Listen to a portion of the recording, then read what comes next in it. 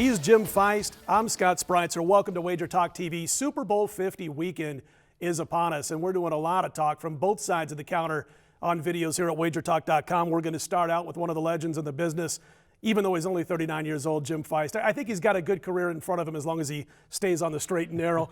Jim, man, I know we're all busy. Thanks for coming back. Hey, it's always good to have you on good set. seeing you again. Thanks for having me. Got to ask you, you and I go back about 25 or 26 years. My favorite ROI Super Bowl for me, return on investment, was 1991, which was Super Bowl 25. It was the Bills, the Giants. It was a 7-point spread, had that covered going into the final seconds of the game.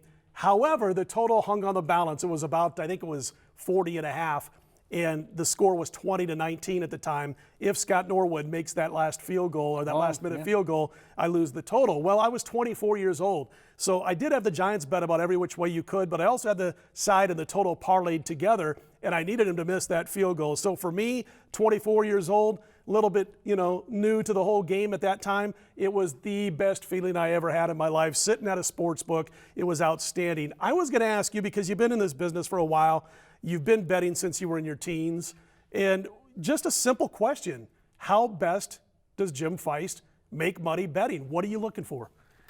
Value. You look for value. Most of the guys you're going to be talking with the next couple of days are going to talk about that. The pros look for numbers, and the amateurs, generally speaking, this is general, they look for teams. I want to bet on Carolina, I want to bet on Denver, but they don't care about the number. When you look at the number in the Super Bowl, it shouldn't be this high. It shouldn't be 6.5. I mean, this team was only 3 at home against Arizona.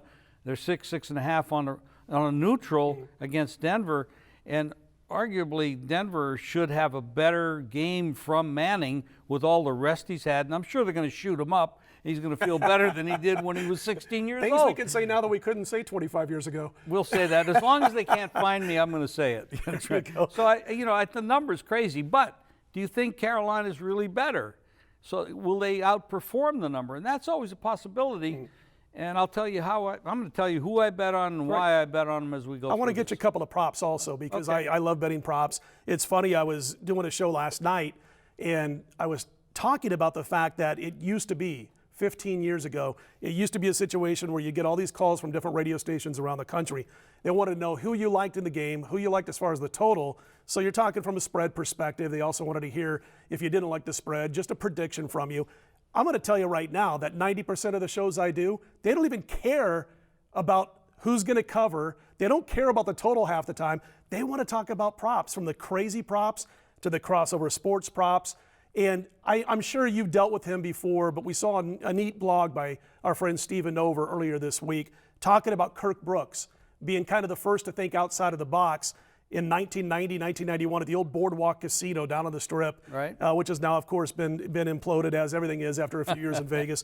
But he talked about he was the first, really, to have a prop that wasn't just about the football game itself. The crossover. Exactly. He had Dallas. It was Dallas against Pittsburgh. It was around 1990, and he had Dallas point total against Michael Jordan's point total.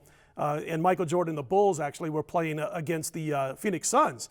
And if you had Michael Jordan over the Dallas Cowboys point total, you won. Michael had 31 against the Suns. Dallas scores 27 in their win over Pittsburgh. So let's jump into that a little bit. We've now gone from one prop that wasn't just about the game to 400 or 500 props from which to choose. It's absolutely amazing. And one of the, I think it's the Westgate, they write 60% of their business on props, which is incredible. I mean, a place, I've never been there when they hand out those sheets, 28 sheets, of 400 props. It's absolutely amazing. And then the people that are really sharp with props are right there in line grabbing those numbers. So it kind of gets softened up after just a few hours. But one of the props you want to talk about would be Steph Curry. Will he outscore the Carolina Panthers? Yep. I'd say yes, based on the fact that he had 51 just the other night. So I would say yes. That's a Saturday night basketball game, which in the Bay Area, of course, this game, the football game, being played in Santa Clara, but this game is getting just as much pub up there as the Super Bowl right now. That's Oklahoma City taking on Golden State, and I don't know if the folks have seen it. I was listening to one of the Bay Area sports talk show hosts the other day, and he said that average ticket price was in the thousands for the Saturday night basketball game between the Thunder and the Warriors. I have one question that I'm going to ask the sportsbook guys later if they're going to set a prop or not on whether or not Russell Westbrook takes out Steph Curry during the game if he's scored a lot of points in that one. But I like that prop. Steph Curry, you said it was over Carolina as far as points scored? Yeah, I like that. Absolutely. Well, you're going up against the number one defense, so you got to figure that their score production of 31 per game, which is their average, and they're now on a neutral court instead of at home, it would be less. And Steph, he just scores like crazy. I mean, There ought to be a prop also. Absolutely amazing. Ought to be a prop also on whether Kevin Durant signs in his free agency coming up with That the would Golden be- State Warriors. He does want to play How there. many basketballs would they need on the Might be a floor few for too those many. guys? Yeah. This game, before the conference championships were played, the Carolina Panthers were a 2.5-point favorite over Denver. Hypothetical line at William Hill. You could bet the game if you wanted.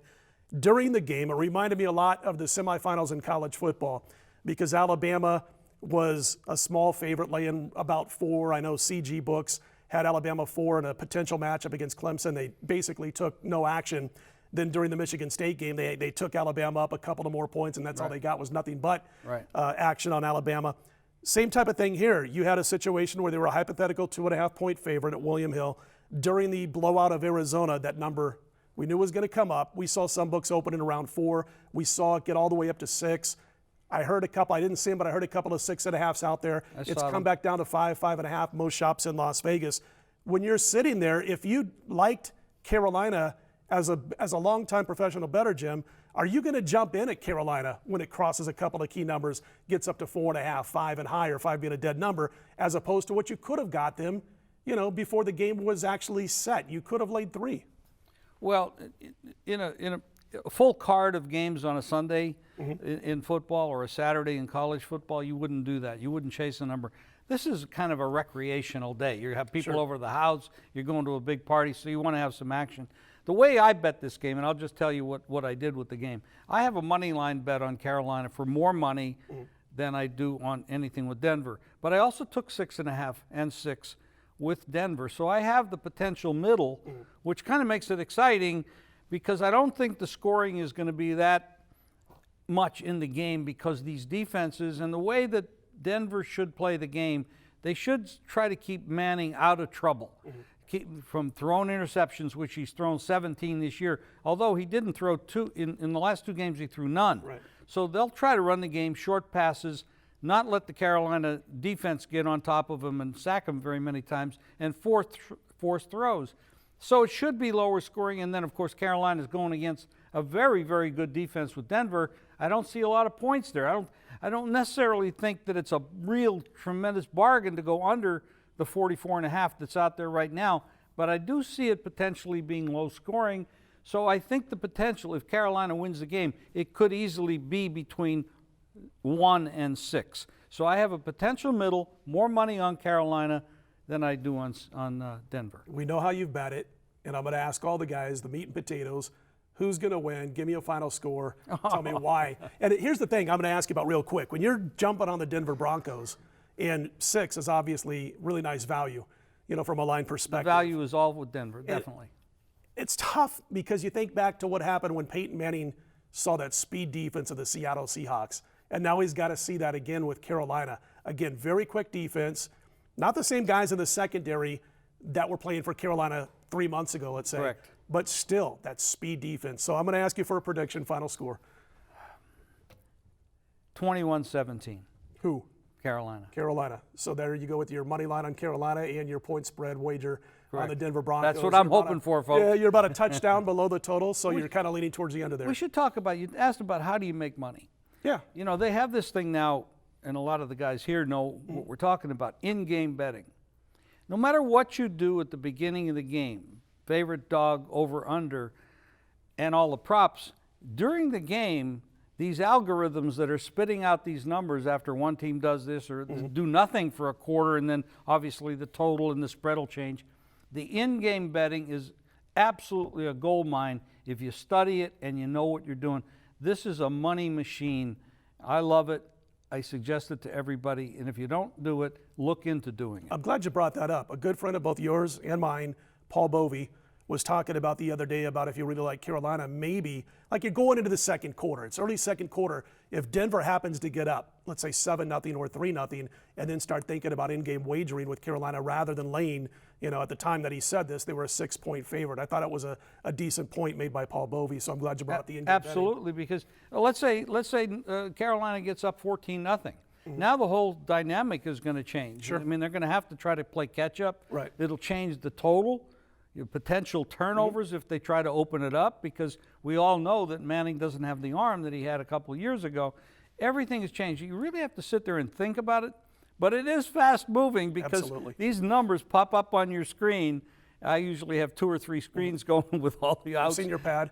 Yeah, but it is a money-making opportunity. 21-17 says Jim, Carolina on the money line, Denver plus the points. You can check him out on Twitter at Jim Feist Sports. Great follow there, or at jimfeist.com. And don't forget about $2 Tuesdays every single Tuesday at wagertalk.com. You're getting the best bet from a handicapper every Tuesday for only $2. You can't beat that with a stick. He's Jim, I'm Scott. Best of luck. Stick around. A lot more videos to come right here at wagertalk.com.